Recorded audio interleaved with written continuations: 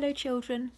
We talk a lot in school about the importance of making mistakes, and we say things like they're not really mistakes, they're rethinks, and I can't do it yet. Making mistakes is so important, it's how we learn, and this book is all about making those perfect errors, those perfect mistakes, and it's called Rosie, Revere, Engineer, and it's written by Andrea Beaty and it's illustrated by David Roberts. I hope you enjoy it. This is the story of Rosie Revere, who dreamed of becoming a great engineer. In Lilla Greer's classroom at Blue River Creek, young Rosie sat shyly, not daring to speak. But when no one saw her, she peeked in the trash for treasures to add to her engineer's stash. And late at night, Rosie rolled up her sleeves and built in her hideaway under the eaves.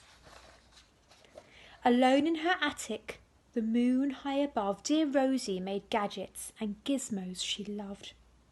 And when she grew sleepy, she hid her machines far under her bed where they'd never be seen. When Rosie was young, she had not been so shy. She worked with her hair swooping over one eye and made fine inventions for uncles and aunts, a hot dog dispenser and helium pants.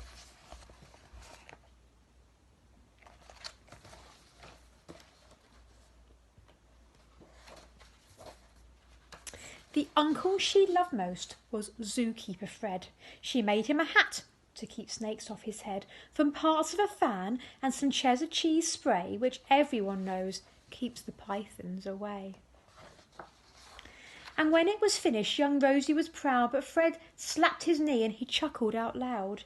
He laughed till he wheezed and his eyes filled with tears, all to the horror of Rosie Revere, who stood there embarrassed, perplexed and dismayed.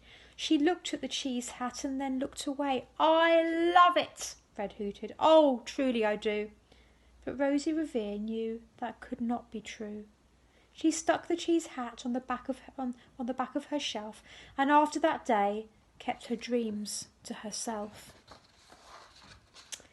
And that's how it went until one autumn day her oldest relation showed up for a stay. Her great-great-aunt Rose was a true dynamo who'd worked building aeroplanes a long time ago. She told Rosie tales of the things she had done and goals she had checked off her list one by one. She gave a sad smile as she looked to the sky. "The one thrill left on my list is to fly. But time never lingers as long as it seems. I'll chalk that one up to an old lady's dreams." That night, as Rosie lay wide-eyed in bed, a daring idea crept into her head. Could she build a gizmo to help her aunt fly? She looked at the cheese hat and said, "No, not I." But questions are tricky, and some hold on tight, and this one kept Rosie awake through the night. So when dawn approached and red streaks lit the sky, young Rosie knew just how to make her aunt fly. She worked and she worked till the day was half gone, then hauled her cheese copter out onto the lawn to give her invention a test just to see the ridiculous flop it might turn out to be. She strapped into the cockpit. She flipped on the switch. The Hello Cheese copter spluttered and twitched.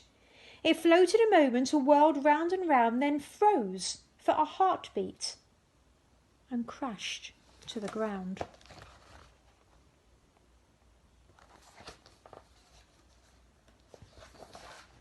Then Rosie heard laughter and turned round to see the old woman laughing and slapping her knee. She laughed till she wheezed and her eyes filled with tears, all to the horror of Rosie Revere, who thought, "Oh no, never, not again, will I try to build something to splutter or spin, or build with a lever, a switch or a gear, and never will I be a great engineer."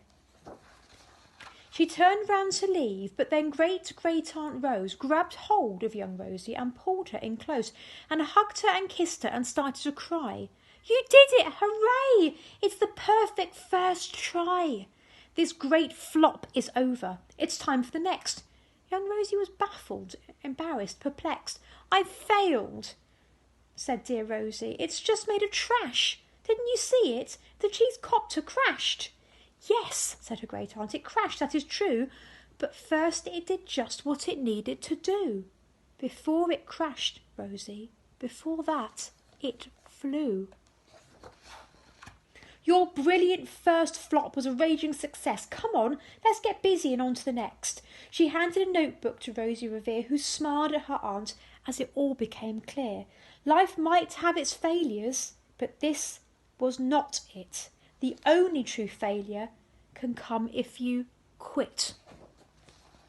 They worked till the sun sneaked away to its bed. Aunt Rose tied her headscarf around Rose's head and sent her to sleep with a smile ear to ear to dream the bold dreams of a great engineer.